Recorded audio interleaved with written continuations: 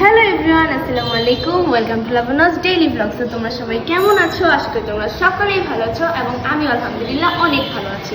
আজকে চলে আসলাম তোমাদের সাথে একটি নতুন ব্লগ শেয়ার করতে।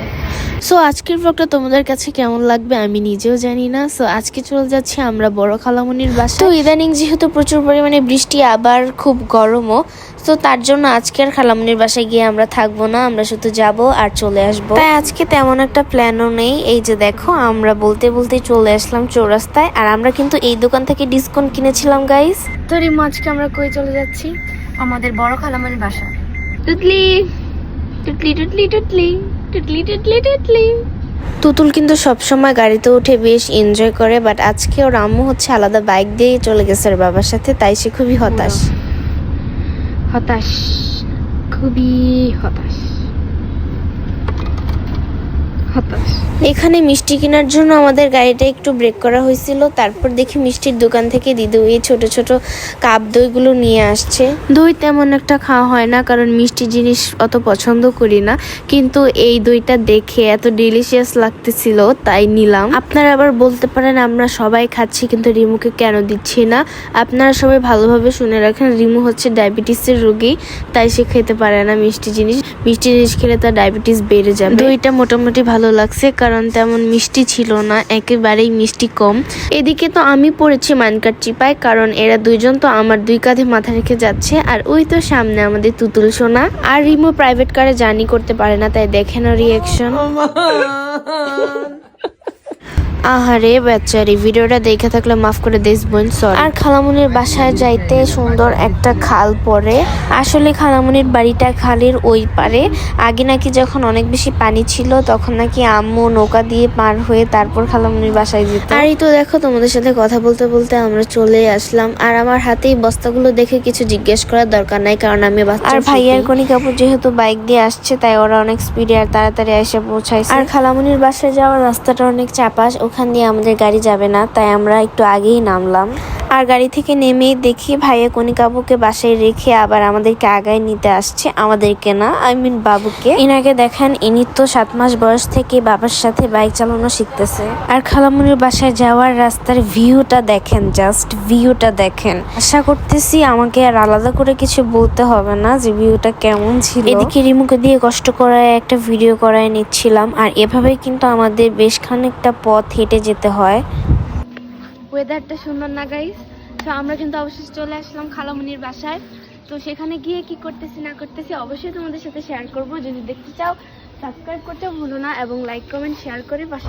তো যাওয়ার পরপরই দেখি যে ঘরে কারেন্ট নেই, তাই আমরা তুতুলকে নিয়ে বাইরে বেরিয়ে পড়লাম, কারণ বাইরে বেশ ঠান্ডা ছিল। আর এদিকে তুতুল এই যে মুরগির সাথে খেলা করতেছে, সে তো অনেক বেশি হ্যাপি। আর আমরা গেলে প্রতিবারই খালামণি তার মেনুতে কোনো না কোনো পিঠার আইটেম রাখে। এইবারও তার ব্যতিক্রম নয়। এবার আমাদের জন্য খালামণি দুধকুলি বানিয়েছিল, সেটা আম্মু আমাকে খাইয়ে দিচ্ছিল, আর আমি সাথে সাথে একটা ভিডিও করে নিলাম। তারপরে আমি আর দিদু মিলে চলে গেলাম পুঁইশাকের উদ্দেশ্যে, কারণ আমাদের বাবু কিন্তু এখন পুঁইশাক খাওয়া শিখছে, সে এখন অনেক বড় হয়ে গেছে। আর গ্রামের বাড়ির পুঁইশাক যেহেতু একদম ফ্রেশ, একদম নচনচে হয়, তাই আমরা বেশি করে তুলে নিচ্ছিলাম যেন বাসায়ও নিয়ে যেতে পারি। আর ওই যে আমাদের ফকিন্স, যাকে আমরা দয়া মায়া করে তুলে নিয়ে আসলাম রাস্তা থেকে। আর এদিকে খালামণি পুকুর থেকে মেরে আনা টাটকা টাটকা মাছ দিয়ে, তাদেরই গাছের লাউ দিয়ে তরকারি রান্না করছে, তাও আবার মাটির চুলায়। মাটির চুলায় রান্না যে কতদিন ধরে খাই না, বাট আজকে ফাইনালি খাবো। আর কিভাবে রান্না করছে সেটা আমি আর তুতুল দাঁড়িয়ে দাঁড়িয়ে দেখতেছিলাম। আল্লাহ গাইস, জাস্ট ওয়েদারটা দেখেন, একটু পরে এমন ভাবে বৃষ্টি শুরু হবে। এদিকে আমরা ভিউ এনজয় করছি, ওয়েদারটা সুন্দরভাবে এনজয় করছি, কত সুন্দর। Hi baby, hello, hi. আমরা কি করছি এখানে? কি করছি আমরা এখানে? সুন্দর ভিউ এনজয় করছি, কত সুন্দর। বৃষ্টি চলে আসছে গাইস, পালাতে হবে। এরপর শুরু হলো আমাদের খাবারের প্রস্তুতি। এখন আমরা সবাই মিলে আস্তে আস্তে খাওয়া দাওয়া পর্বটা শেষ করব। আর দিদু কিন্তু অলরেডি খেতে বসে পড়ছে, আর এদিকে আমাকে রিমো ডাকতেছে যে আয় বস, তুই আর আমি একসাথে বসে খাই। তো খাবারের মেনুতে ছিল 2টা আইটেম, এক হচ্ছে মুরগির মাংস আর ভাত, আর একটা হচ্ছে গরুর মাংস অথবা চালের রুটি। তো ভাত তো সবসময় খাওয়াই হয়, কিন্তু আমি চালের রুটিটা অনেক বেশি মিস করি, এটা অনেক ভালো লাগে।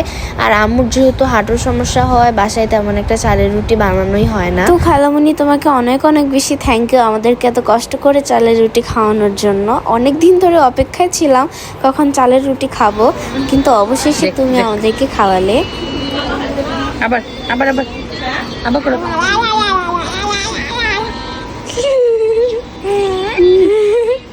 টুকি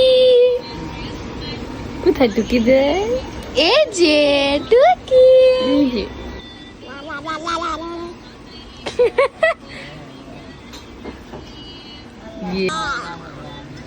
কি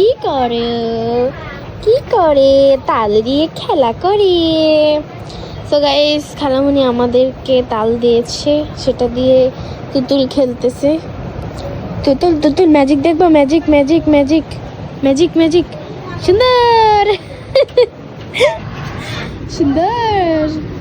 সো গাইস, এখন আমরা যে রাস্তা দিয়ে যাচ্ছি সেটা হচ্ছে অনেক ভয়ঙ্কর রাস্তা। মানে আমি যে কয়বার এই মা খুব খারাপ একটা অবস্থা। ইস, আমার জুতা দেখে। সেই সন্ধ্যার সময় যে বৃষ্টি নামছিল না গাইস, ঠিক 9টা পর্যন্ত টানা বৃষ্টি হয়েছে, যার কারণে রাস্তার এত খারাপ অবস্থা। আর আমরা এতটা চিন্তা করি নাই যে বৃষ্টি হইতেছে, রাস্তার অবস্থা যে মানে এমন খারাপ হবে ভাবি। আমি শুরু থেকে যে ভিডিওটা অন করে রাখছি সেই অনই ছিল, মানে ভিডিওতে যে ফ্ল্যাশ থাকে সেই ফ্ল্যাশটা অন ছিল। আর ওই মুহূর্তে যে ভিডিওটা অফ করে আমি আবার ফোনের ফ্ল্যাশ জ্বালাবো, ওই সিচুয়েশনটুকুও ছিল না। আর এমন অবস্থায় হঠাৎ করে আমার হাতে ব্যাগে তাল ছিল, ব্যাগটা ছিঁড়ে কাদার ভিতরে তালটা পড়ে যায়। আপনাদেরকে আর কি বলবো, আপনারা ভিডিওতেই দেখে নেন। খানেক রাস্তা খারাপ আর খানেক রাস্তা যে ভালো এটা বলবো, এরকম কিছু বলার তো জায়গাই নাই। আপনারা তো ভিডিওতেই দেখতেছেন ফুল রাস্তা কাদা, একবারেই কাদা কাদার কাদা, পা ফেলার মতোই কোনো জায়গা নাই। আর আম্মুকে নিয়ে তো আমাদের আরো ভয়, আম্মু হচ্ছে ভারী মানুষ, যদি বাই চান্স পড়ে যায় অবস্থাটা কি হবে বুঝতে পারতেছেন। এই 2-3 মিনিটের পথ যদি আমরা 7 মিনিটে হেঁটে আসি তাহলে বুঝেন সিচুয়েশনটা কেমন ছিল। তবে যাই হোক, আমরা সবাই সুস্থ মতে বাড়ি ফিরেছি, এটাই আলহামদুলিল্লাহ। তো আজকের ব্লগটা এই পর্যন্তই। আজকের ব্লগটা সব মিলিয়ে তোমাদের কাছে কেমন লাগলো সবাই কমেন্ট করে জানাও। তোমাদের সাথে দেখা হচ্ছে আবারও আমার নতুন কোনো ব্লগে। Thanks for watching, bye bye.